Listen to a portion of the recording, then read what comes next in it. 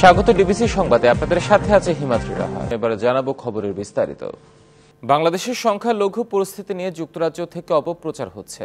ঢাকায় যুক্তরাজ্যের হাইকমিশনার সারা কুককে ডেকে এ বিষয়ে বাস্তব চিত্র তুলে ধরে অসন্তোষের কথা জানিয়েছেন পররাষ্ট্র উপদেষ্টা তৌহিদ হোসেন। বুধবার পররাষ্ট্র মন্ত্রণালয়ে সাংবাদিকদের তিনি বলেন, যুক্তরাজ্যের অল পার্লামেন্ট গ্রুপের একটি বড় প্রতিবেদন এসেছে। সেখানে দেখানোর চেষ্টা হয়েছে যে গেল 5 আগস্টের পর বাংলাদেশে বেশি মৃত্যু হয়েছে। বিষয়টি সম্পূর্ণ মিথ্যা। এ বিষয়ে বিস্তারিত তথ্য সারা কুককে জানানো হয়েছে। 5 আগস্টের আগে এত বড় একটি ঘটনা ঘটেছে, বিপুল সংখ্যক মানুষকে রাস্তা ঘাটে গুলি করে মারা হয়েছে, সেটি অল পার্লামেন্ট গ্রুপের প্রতিবেদনে নেই। পররাষ্ট্র উপদেষ্টা আরও জানান, দিল্লির সঙ্গে ভালো সম্পর্ক চায় বাংলাদেশ, তবে ভারতকেও তার সমানভাবেই চাইতে হবে। এটা খুব স্পষ্ট যে আমরা চাই ভালো সম্পর্ক, তবে সেটা রেসিপ্রোকাল ভিত্তিতে হতে হবে। দুই পক্ষ থেকেই সেটা চাইতে হবে এবং সে লক্ষ্যে কাজ করতে হবে। ভারতের আগরতলায় বাংলাদেশ মিশনে হামলা ভাঙচুরের ঘটনার পর পশ্চিমবঙ্গে উপ হাইকমিশনের নিরাপত্তা বাড়িয়েছে কলকাতা পুলিশ। এদিকে বাংলাদেশি রোগীদের চিকিৎসা বন্ধের হুমকির নিন্দা জানিয়ে সেবা দিয়ে যাওয়ার ঘোষণা দিয়েছে ইন্ডিয়ান মেডিকেল অ্যাসোসিয়েশনের পশ্চিমবঙ্গ শাখা। এদিকে বাংলাদেশের জাতীয় পতাকা অবমাননার অভিযোগে পশ্চিমবঙ্গে 3 যুবককে গ্রেপ্তার করা হয়েছে। রাষ্ট্রদ্রোহের অভিযোগে সম্প্রতি সম্মিলিত সনাতনী জাগরণ জোটের মুখপাত্র চিন্ময় কৃষ্ণ দাসকে গ্রেপ্তারের প্রতিবাদে 2রা ডিসেম্বর আগরতলায় বাংলাদেশের সহকারী হাইকমিশনে হামলা, ভাঙচুর ও পতাকা নামিয়ে ছিঁড়ে ফেলে একটি সংগঠন। এর প্রতিবাদে উত্তাল বাংলাদেশ। এ ঘটনার পর পশ্চিমবঙ্গের বেগবাগানে বাংলাদেশ উপ হাইকমিশনের নিরাপত্তা বাড়িয়েছে কলকাতা পুলিশ। অতিরিক্ত পুলিশ মোতায়েনের পাশাপাশি সিসিটিভির মাধ্যমে নজরদারি বাড়ানো হয়েছে। এদিকে বাংলাদেশি রোগীদের চিকিৎসা বন্ধের হুমকির নিন্দা জানিয়েছে ভারতের চিকিৎসকদের সংগঠন ইন্ডিয়ান মেডিকেল অ্যাসোসিয়েশন পশ্চিমবঙ্গ শাখা। বুধবার সংবাদ সম্মেলনে আগরতলায় বেশ কিছু চিকিৎসকদের, বাংলাদেশি রোগী এবং হোটেল ব্যবসায়ীদের পর্যটক বয়কটের বিরোধিতা করা হয়। দুই দেশের মধ্যে যে অস্থিরতা তৈরি হয়েছে তা অচিরেই কাটবে বলে প্রত্যাশা তাদের। এছাড়া যে কোনো পরিস্থিতিতে চিকিৎসা পরিষেবা দিয়ে যাবেন বাংলাদেশি রোগীদের। ডাক্তার কোন দেশ থেকে এসছে এটা জানার কথা না। আমরা ডাক্তার মানে মানবিকতার প্রতীক, আমাদের এই মনোভাব কখনো থাকা উচিত না। যারা এই ধরনের করতে বলছি তারা বলছি যে রুগীদের মধ্যে ভেদাভেদ কখনো আনবেন না, রুগীদের আপনি চিকিৎসা করুন, কিন্তু রুগীদেরকে কোনো বয়কট বা বঞ্চনা করবেন না। এদিকে নিরাপত্তার কারণে বাস দিয়ে ঘিরে রাখা হয়েছে বাংলাদেশ ভারত রেল লাইন। মাঝে মাঝে কিছু মালবাহী ট্রেন চললেও আপাতত চলছে না কোনো যাত্রীবাহী train. Mehedi Hasan, DBC news desk. BNP chairperson Begum Khaleda জিয়ার সঙ্গে সৌজন্য সাক্ষাৎ করেছেন ঢাকায় নিযুক্ত চীনা রাষ্ট্রদূত ইয়াও ওয়েন। বুধবার সন্ধ্যায় ঢাকার গুলশানে বেগম খালেদা জিয়ার বাসভবনে যান তিনি, খবর নেন এবং তার স্বাস্থ্যের। এ সময় বিএনপির স্থায়ী কমিটির সদস্য ও বেগম খালেদা জিয়ার ব্যক্তিগত চিকিৎসক অধ্যাপক ডাক্তার AZM জাহিদ হোসেন, দলের ভাইস চেয়ারম্যান আলতাফ হোসেন চৌধুরী উপস্থিত ছিলেন। এছাড়া বেগম খালেদা জিয়াকে চীনের ঐতিহ্যবাহী দেয়ালচিত্র উপহার দেয়া হয়। ভারতের সাথে সম্পর্ক অগ্রসরে কূটনৈতিকভাবে এগোতে হবে, আর সে পথে হাঁটছে বাংলাদেশ। এখন প্রয়োজন ভারতের সদিচ্ছা, এমনটাই বলছেন কূটনৈতিক সম্পর্ক বিশ্লেষকরা। বাংলাদেশ ভারত সম্পর্কের ক্ষেত্রে ভারতীয় গণমাধ্যমের ভূমিকা সংশোধন জরুরি বলেও মত দেন তারা। ইসকনের সাবেক নেতা চিন্ময় কৃষ্ণ দাসকে গ্রেফতারের মধ্য দিয়ে বাংলাদেশ ভারত সম্পর্কের পারদ চড়তে থাকে। বিবৃতি পাল্টা বিবৃতিও আসতে থাকে। সবশেষ আগরতলায় বাংলাদেশের সহকারী হাইকমিশনে ভাঙচুর ও জাতীয় পতাকার অবমাননার ঘটনায় তলব করা হয় ভারতীয় হাইকমিশনারকে। সামাজিক গণমাধ্যমেও চলছে পাল্টাপাল্টি। আন্তর্জাতিক সম্পর্ক বিশ্লেষকরা বলছেন, বাংলাদেশ কূটনৈতিক সমাধান চায় বলেই প্রণয় ভার্মাকে জরুরি তলব করেছে। সমস্যার সমাধান করতে হবে কূটনৈতিকভাবেই। তলব করাটা মানে হলো যে কূটনীতি শুরু হয়েছে। কারণ আমার পথটা কি হয়, কূটনীতি যদি আমি না চাই তাহলে আমি কি সংঘর্ষ চাচ্ছি কিনা। স্বাভাবিকভাবে সংঘর্ষ আমি চাচ্ছি না, আমি তো কূটনীতি চাচ্ছি। এখন যেটা দেখা দরকার সেটা হল কূটনীতির একাধিক মাধ্যম আছে, কাঠামো আছে, সেগুলো সক্রিয় করা এবং সেগুলো ব্যবহার করা। এ মাসের মাঝামাঝি ফরেন অফিস কনসালটেশনও অনেক সমস্যার সমাধান করবে বলে মনে করেন তারা। বাংলাদেশের কোন অবস্থাতে কোনো রকম ভায়োলেন্সের পক্ষপাতী না। আমরা আশা করছি ডিসেম্বরে যে দুই পররাষ্ট্র সচিবের ভিতরে যে একটা মিটিং হওয়ার কথা ঢাকাতেই, এটা আমাদের রুটিন রেগুলার বছর হয়ে আসছে। আমরা ওটার জন্য তাকিয়ে আছি। ভারতের সাথে আমাদের বায়োলেটারাল সম্পর্ক বহুমাত্রিক। আমরা এটাকে আমরা বাঁচিয়ে রাখতে চাই। তবে ভারতীয় গণমাধ্যমকে দায়িত্বশীল ভূমিকা পালন করতে হবে বলে মনে করেন তারা। লোকজন তো এই ধরনের কথা বলা ঠিক না। ইশরাত জাহান উর্মি, ডিবিসি নিউজ, ঢাকা। লেজু বৃত্তিহীন ছাত্র সংসদ চালুর ব্যাপারে একমত হয়েছে ছাত্র সংগঠনগুলো। আগামী রাজনীতি নিয়ে সংগঠনগুলো আলাদা আলাদা রূপরেখা তৈরি করবে 20 ডিসেম্বরের মধ্যে। বুধবার সন্ধ্যায় ছাত্র সংগঠনগুলোর সঙ্গে বৈষম্য বিরোধী ছাত্র আন্দোলনের বৈঠকে এ সিদ্ধান্ত হয়। ফেব্রুয়ারির প্রথম সপ্তাহে ডাকসু সহ সারা দেশের বিশ্ববিদ্যালয়ের ছাত্র সংসদ নির্বাচন শুরুর বিষয়েও আলোচনা হয়। বৈষম্য বিরোধী ছাত্র আন্দোলনের আহ্বানে ফ্যাসিবাদ বিরোধী ছাত্র সংগঠনগুলো পালন করে জাতীয় ছাত্র সংহতি সপ্তাহ। সপ্তাহ পালন শেষে আলোচনা ও মতবিনিময় সভা অনুষ্ঠিত হয়। এতে ইসলামী ছাত্র শিবির, ছাত্র মজলিস সহ প্রায় 30টি ছাত্র সংগঠনের সঙ্গে আলোচনায় বসে বৈষম্য বিরোধী ছাত্র আন্দোলন। ঘণ্টাব্যাপী বৈঠক শেষে বৈষম্য বিরোধী ছাত্র আন্দোলনের আহ্বায়ক হাসনাত আবদুল্লাহ জানান, ফেব্রুয়ারির প্রথম সপ্তাহে সারা দেশের বিশ্ববিদ্যালয়গুলোতে ছাত্র সংসদ নির্বাচনের প্রক্রিয়া শুরুর বিষয়ে আলোচনা হয়েছে। ছাত্র সংগঠনগুলো হস্তক্ষেপহীন ছাত্র সংসদ নির্বাচন দেখতে চায় বলেও জানান হাসনাত আবদুল্লাহ। এই ছাত্রদের নেতৃত্বকে লেজিটিমাইজ করার জন্য ডাকসু ইলেকশন বন্ধ করে রাখা হয়েছিল। পরবর্তীতে 2018-তে হয়েছে, সেটিও এক ধরনের কন্ট্রোলড ইলেকশন ছিল। চর্চা থেকে বেরিয়ে এসে আমাদের জাতীয় নির্বাচনের পূর্বেই এই ছাত্র সংসদ নির্বাচনটি জানুয়ারির লাস্ট উইক অথবা ফেব্রুয়ারির ফার্স্ট উইকের দিকেই হয়ে যাওয়ার জন্য আমাদের সকল ছাত্র সংগঠনগুলোই আজকে একমত হয়েছে। আগামী রাজনীতি কেমন হবে সে বিষয়ে 20 ডিসেম্বরের মধ্যেই ছাত্র সংগঠনগুলো তাদের নিজস্ব রূপরেখা তৈরি করবে বলেও জানান বৈষম্য বিরোধী ছাত্র আন্দোলনের মুখ্য সংগঠক আব্দুল হান্নান মাসুদ। সকলের নতুন একটি রূপরেখা তৈরির জন্য একমত হয়েছে। সকলে জানিয়েছে যে সকলে মিলে আগামী 20 তারিখের মধ্যে প্রত্যেকটা ছাত্র সংগঠন নিজস্ব প্রস্তাবনা তৈরি করবে, যেটা নিয়ে ওপেন ডিসকাশন হবে, সম্মিলিত একটা রূপরেখা তৈরি করবে, যেটার উপর ভিত্তি করে বাংলাদেশের আগামী ছাত্র রাজনীতি নির্ধারিত হবে। বিগত 15 বছরের ছাত্র রাজনীতি নিয়ে যে সংকট তৈরি হয়েছিল তার নিরসনে শীঘ্রই একটি পূর্ণাঙ্গ রূপরেখা তৈরি করা হবে বলেও জানানো হয় এই সভা শেষে। কিভাবে লেজুর বৃত্তিহীন। Farhana Juthi, DBC news, Dhaka. 5 December 1971 এই দিনে দেশের বিভিন্ন অঞ্চল দখলমুক্ত করে মুক্তিযোদ্ধারা ধীরে ধীরে এগিয়ে আসতে থাকেন ঢাকার দিকে। একই সাথে ভারতীয় মিত্রবাহিনী হামলা জোরদার করায় পর্যুদস্ত হয়ে পড়ে পাকিস্তানি সৈন্যরা। মাতৃভূমিকে হানাদার মুক্ত করতে মরণপণ লড়াই চালিয়ে যায় মুক্তিযোদ্ধারা। জীবন বাজি রেখে মুক্তিযুদ্ধে ঝাঁপিয়ে পড়া সেই গল্প শুনিয়েছেন ক্র্যাক প্লাটুনের সদস্য বীর মুক্তিযোদ্ধা ইশতিয়াক আজিজ উলফাত। ডিসেম্বরের শুরু থেকেই বাঙালির সঙ্গে সম্মুখ যুদ্ধে একের পর এক পরাজয়ে পায়ের তলা থেকে মাটি সরে যেতে থাকে পাকিস্তানি হানাদারদের। তার উপর ভারতীয় মিত্রবাহিনীর আক্রমণেও পর্যুদস্ত হয়ে পড়ে পাকিস্তানি সৈন্যরা। মাতৃভূমিকে হানাদার মুক্ত করতে মরণপণ লড়াই চালিয়ে যেতে তরুণ মুক্তিযোদ্ধাদের নিয়ে গঠিত হয় কমান্ডো দল ক্রেক প্লাটুন। স্বাধীনতা যুদ্ধে 2 নম্বর সেক্টরে কাজ করা ক্রেক প্লাটুন ইশতিয়াক আজিজ উলফাত জানান বীরত্বের সেই সব দিনের কথা।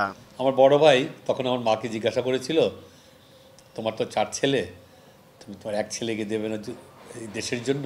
ভাইয়া যুদ্ধে যায়, সে বাংলাদেশ আর্মি জয়েন করে। 19 নভেম্বর 1971 সালে ঈদের দিন ছিল।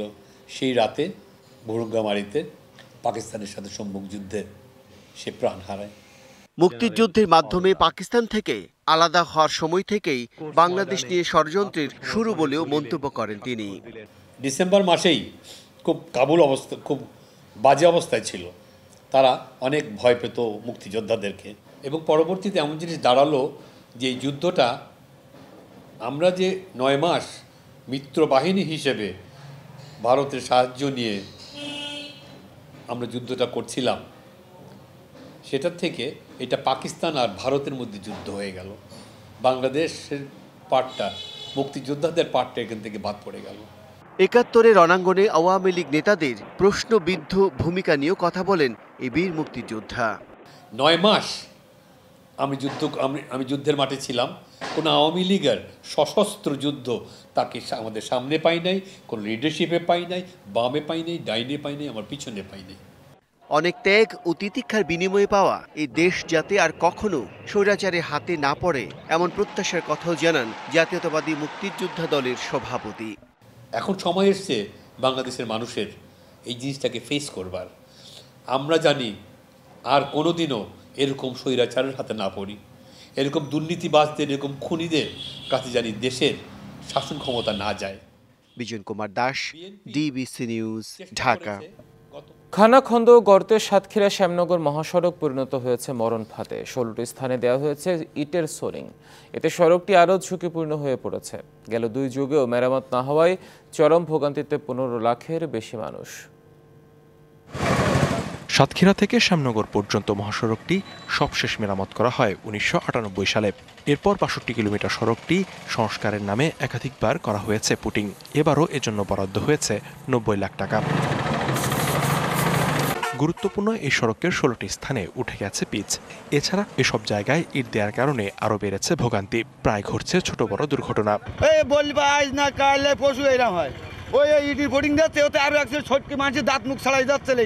ভোগান্তি প্রতিটা জনগণ আপনার ভোগান্তি পাচ্ছে, প্রতিনিয়ত আপনার অ্যাক্সিডেন্ট করছে। রোগীপত্র নিয়ে যাওয়ার সময় খুবই ভোগান্তিতে ভুগতে হয়। রাস্তা প্রচন্ড খারাপের জন্য আমি আমার বাচ্চা নিয়ে সুন্দরভাবে পৌঁছাতে পারতেছি না। বাচ্চা ধাক্কা পাচ্ছে, আঘাত পাচ্ছে আর কি। এছাড়া সড়কে গর্ত হয়ে ইটের খোয়া উঠে যাওয়ায় ব্যাপক ধুলাবালির সৃষ্টি হচ্ছে। একটা সুস্থ মানুষ রাস্তাতে গেলে অসুস্থ হয়ে যাচ্ছে। রাস্তার একটা বেহাল দশা, আমরা অতি দ্রুত এই রাস্তার সংস্কারের জন্য প্রশাসনকে দাবি জানাচ্ছি। সড়কটি মেরামতের অনুমোদন পেলেই কাজ শুরু সম্ভব বলছে সড়ক ও জনপথ বিভাগ। আমাদের এখানে কিন্তু একটা প্রকল্প অনুমোদন হয়েছে, যেটার সিএস গুলো অনুমোদনের জন্য এখন মন্ত্রণালয়ে অপেক্ষাধীন আছে। তো সিএস যদি অনুমোদন হয়ে যায়, আমরা যদি ঠিকাদার পাই, দ্রুত রিপেয়ার করা সম্ভব হবে। সড়কের এই ভোগান্তি দূর করতে দ্রুত কার্যকর পদক্ষেপ চান স্থানীয়রা। DBC news desk. কার্পেটিং উঠে সড়কের বেশিরভাগ অংশে খানাখন্দ আর বড় বড় গর্ত থাকায় চলাচলে সীমাহীন দুর্ভোগ পোহাচ্ছে নেত্রকোনার 2 ইউনিয়নের 26টি গ্রামের 40,000 মানুষ। বেহাল সড়কে প্রতিনিয়ত ঘটছে দুর্ঘটনা। এলাকাবাসী, গণপরিবহনের যাত্রী ও চালকদের দাবি জরুরি ভিত্তিতে সড়কটি সংস্কারের। আর চলতি অর্থবছরে সংস্কার কাজ সম্পন্ন হবে বলে জানিয়েছে কর্তৃপক্ষ। নেত্রকোনার মদন উপজেলা থেকে ফতেপুর পর্যন্ত দীর্ঘ 14 কিলোমিটার রাস্তাটি উপজেলা শহরের সাথে তিয়শ্রী ও ফতেপুর ইউনিয়নের যোগাযোগের একমাত্র রাস্তা। এছাড়াও হাওরের ধান পরিবহনও করা হয় এ সড়ক দিয়েই। দীর্ঘদিন সংস্কার কাজ না হওয়ায় চলাচলে রয়েছে সীমাহীন দুর্ভোগ। প্রতিনিয়তই ঘটছে দুর্ঘটনা। 2001 সাল থেকে এ পর্যন্ত মাত্র একবার সংস্কার করা হলেও তা টেকেনি 3 মাসও। খানাখন্দে পানি জমে বেহাল সড়ক দিয়ে চলাচল করতে গিয়ে দুর্ভোগে পড়তে হচ্ছে শিক্ষার্থী সহ রোগীদেরও। আজ এই 15 বছর যাবত, 15 থেকে 16 বছর যাবত এই রাস্তায় কোনো কার্যক্রম শুরু করে নাই। প্রেগনেন্সি মহিলাদের আমরা এইরকম ঘটনাও আছে যে রাস্তায় যাওয়ার সময় প্রসব হয়েছে। এই রাস্তাটা রাতে অচিরেই অত দ্রুত তাড়াতাড়ি সংস্কার হয়, সেজন্য আপনাদের মাধ্যমে এই সরকারের দৃষ্টি আকর্ষণ করি। রাস্তা খারাপ থাকায় একদিকে যেমন সময় বেশি লাগছে, অপরদিকে প্রতিদিনই গাড়ি মেরামত করতে আর্থিকভাবে ক্ষতিগ্রস্ত হচ্ছে চালক ও পরিবহন মালিকরা। শিগগিরই রাস্তাটি সংস্কারের দাবি এলাকাবাসীর। 25 থেকে 30 মিনিট লাগছে, আর এখন মনে করেন যে 1.5 ঘন্টা লাগে।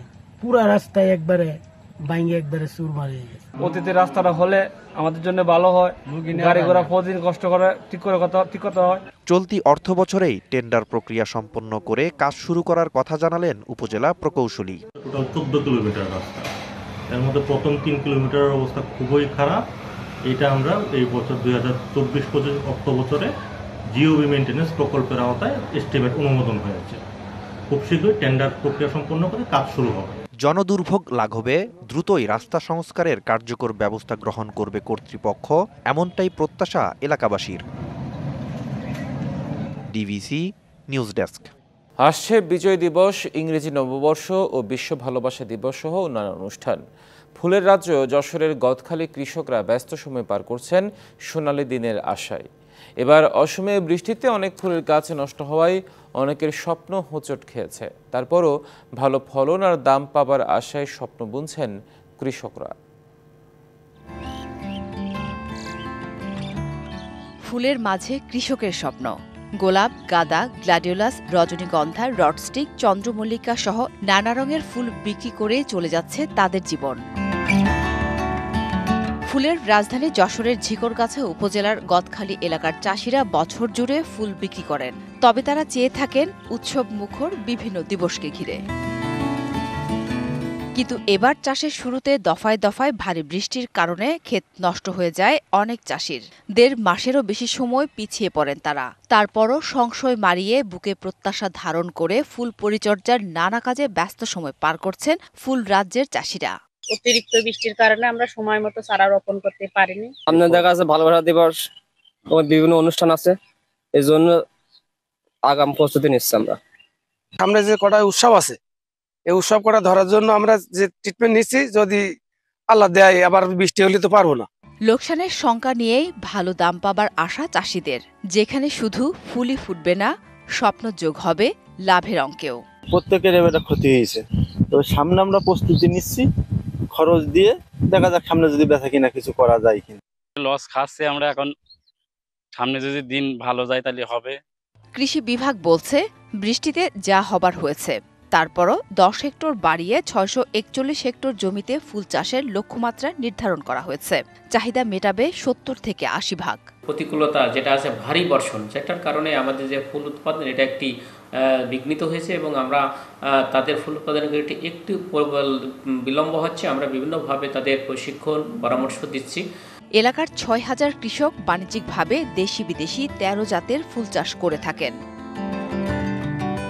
DBC news desk. 2024 সালের বিশ্বের অনুপ্রেরণা জাগানো ও প্রভাবশালী 100 নারীর তালিকায় নাম উঠে এসেছে কুড়িগ্রামের রিক্তা আক্তার বানুর। অটিস্টিক ও বিভিন্ন ধরনের প্রতিবন্ধী শিশুদের জন্য স্কুল প্রতিষ্ঠা করে সফল হয়েছেন তিনি। এতে প্রশংসায় ভাসছেন সংগ্রামী এই নারী। ভবিষ্যতে নিজের বিদ্যালয়টি ছাড়াও সারা দেশে ছড়িয়ে ছিটিয়ে থাকা প্রতিবন্ধী শিশুদের নিয়ে কাজ করতে চান রিক্তা আক্তার বানু। বাক প্রতিবন্ধী সন্তানকে সরকারি প্রাথমিক বিদ্যালয়ে পড়াতে না পেরে নিজে স্কুল প্রতিষ্ঠার উদ্যোগ নেন রিক্তা আক্তার বানু। জমি বিক্রি করে বিশেষ চাহিদা সম্পন্ন শিশুদের জন্য চিলমারী উপজেলার রমনায় প্রতিষ্ঠা করেন স্কুল। প্রত্যন্ত অঞ্চলে হলেও প্রথম বছরে 2009 সালে পেয়ে যান 63 জন শিক্ষার্থী। ধীরে ধীরে গত 15 বছরে শিক্ষার্থীর সংখ্যা বেড়ে 300 জনে দাঁড়িয়েছে। 2020 সালে বিদ্যালয়টি এমপিওভুক্ত হলে শিক্ষক কর্মচারীরাও শিশুদের নাস্তার খরচে কিছুটা সহযোগিতা করেন। প্রত্যন্ত গ্রামে শিশুদের পাশাপাশি অভিভাবকদের ভরসার জায়গা হয়ে উঠেছে স্কুলটি। যে বাচ্চারা মাটিতে গড়াগড়ি করত, মানুষ ঢিল মারত, সে বাচ্চারা এখন আমাকে দেখার পরে যে সালাম দিল, তা এটার চেয়ে বড় পাওয়া পৃথিবীতে, এটা কোটি মূল্যের চেয়েও আমার কাছে অনেক বড়। প্রতিবন্ধীরা আমাদের স্বজন, এদের সহানুভূতি নয়, সহযোগিতা করলেই এরা এগিয়ে যাবে। প্রতিবন্ধীদের নিয়ে সমাজের দৃষ্টিভঙ্গি বদলে দিতেও ইতিবাচক ভূমিকা রাখছে বিশেষ এই শিক্ষা প্রতিষ্ঠানটি। কোনো কিছুই বোঝে নাই, এখন আসি মানে সোজা হাত লিখতেও পারে, বলতেও পারে, কিছু বাড়িতে গেলেও আর যন্ত্রণা করে না। অনেক ভালো হয়ে গেছে প্রতিবন্ধী স্কুলের দেওয়ার। চাহিদার সম্পূর্ণ শিশুর যেটা প্রয়োজন সেই সরঞ্জাম দিকে পেলে স্বাভাবিক শিশুর ন্যায় অন্ততপক্ষে কাছাকাছি পৌঁছতে পারবো। শুরু থেকে বিভিন্নভাবে সহায়তা করে আসছে জেলা প্রশাসন। আগামীতেও পাশে থাকার কথা জানান ইউনো। আমাদের উপজেলা প্রশাসনের পক্ষ থেকে আমরা চেষ্টা করব এই প্রতিষ্ঠানকে আরও কিভাবে সুদূর প্রসারিত করা যায়, এই কাজ ভালো কাজগুলোকে কিভাবে আমরা সকলের মধ্যে ছড়িয়ে দিতে পারি। স্কুলটি হবে আবাসিক, শিশুদের জন্য করা হবে খাবারের ব্যবস্থা, এমন স্বপ্ন দেখেন এর প্রতিষ্ঠাতা Rikta Akter Banu. DBC news desk. আবহমান বাংলায় শীত মানে পিঠা পার্বণ। শীত আর পিঠাপুলি যেন একে অপরের সমার্থক। শীতের আগমনী বার্তায় বগুড়া হয়ে উঠেছে রীতিমতো পিঠার শহর। পাড়া মহল্লায় ছোট ছোট দোকানে জমে উঠেছে হরেক পিঠার বিকিকিনি। স্বল্প পুঁজিতেই এই ব্যবসায় লাভবান হচ্ছেন বিক্রেতারা। ভোর আর সন্ধ্যায় বগুড়া শহরের জনাকীর্ণ স্থানে, রাস্তার মোড়ে কিংবা মহল্লার অলিগলিতে শীতের হরেক রকম পিঠার পসরা সাজিয়ে বসেছেন মৌসুমী পিঠা বিক্রেতারা। সেসব দোকানে পিঠার স্বাদ নিতে ভিড় করছেন ক্রেতারা। দোকানগুলোতে পাওয়া যাচ্ছে ধোঁয়া ওঠা ভাপা, জিভে জল আনা চিতই ও মজাদার নারিকেল পুলি সহ নানা ধরনের পিঠা। বছর বিশেক আগে সংসারের হাল ধরতে বাড়ি বাড়ি গিয়ে পিঠা বিক্রি করতেন বগুড়ার আয়েশা খাতুন। পরে পাড়ায় বসিয়েছেন পিঠার দোকান। বছরের অন্য সময়ে আটার রুটি সবজি বিক্রি করে কোনো রকমের দিন চললেও শীতকালে পিঠার ব্যবসা বেশ ভালো চলে তার। 20-25 বছর হলে করে 2 মেয়েকে আমি লেখাপড়া শিখেছি, চাকরি বাকরি এখনো পাই নাই, বেকার বসে আছে। এখানে ভাবা চিতই নাচতে তেল পিঠা করি। মৌসুমী পেশা হিসেবে পিঠা বিক্রির আয়ে চলছে আসিয়া খাতুন বেগুনি খালার মতো অনেকের সংসার। আমি এই দোকান বহুত বছর ধরে করি, 30-35 বছর হচ্ছে। আমি যখন দোকান করছি তখন ওয়ান্ডারল্যান্ড ছিল না, পুরানা স্টেডিয়াম ছিল, তখন থেকে আমি এক চুলে দিয়ে দোকান করি। কোনো কোনো ব্যবসায়ী তাদের দোকান বা রেস্টুরেন্টের সামনে বসাতে শুরু করেছেন একই আদলে পিঠা তৈরির সরঞ্জাম। পিঠা আইটেমটা আমাদের তো ওইভাবে অ্যাড ছিল না, এখন যেহেতু অ্যাড করা হয়েছে আর শুরুর দিকের অবস্থা, কিন্তু মোটামুটি ভালো একটা রেসপন্স, আর আমাদের পিঠার মানটা অনেক ভালো। যান্ত্রিক জীবনের ব্যস্ততায় বাড়িতে তৈরি করতে না পারলেও হিমেল ঠান্ডায় জমিয়ে পিঠার স্বাদ নিচ্ছেন অনেকে। শুধু স্থানীয়রাই নয়, দূর দূরান্ত থেকেও ক্রেতারা ছুটে আসছেন পিঠার দোকানে। আমরা 3 রকমের পিঠা খেয়েছি, 3 থেকে 4 রকমের পিঠা খেয়েছি, চিতই পিঠা, কুশলি পিঠা, তেলের পিঠা। ভালো লেগেছে পিঠাগুলো সব। শীত বাড়ার সঙ্গে সঙ্গে এসব পিঠাপুলির চাহিদা আরও বাড়বে বলে প্রত্যাশা পিঠা বিক্রেতাদের। Rakib Jewel, DBC news, Bogura. DBC সংবাদে এ ছিল এখনকার মতো। ডিবিসি নিউজের সংবাদগুলো পড়তে ভিজিট করুন dbcnews.tv আর ভিজিট করুন ডিবিসি নিউজের ফেসবুক পেজ এবং ইউটিউব চ্যানেল। ডিবিসির সঙ্গে থাকুন।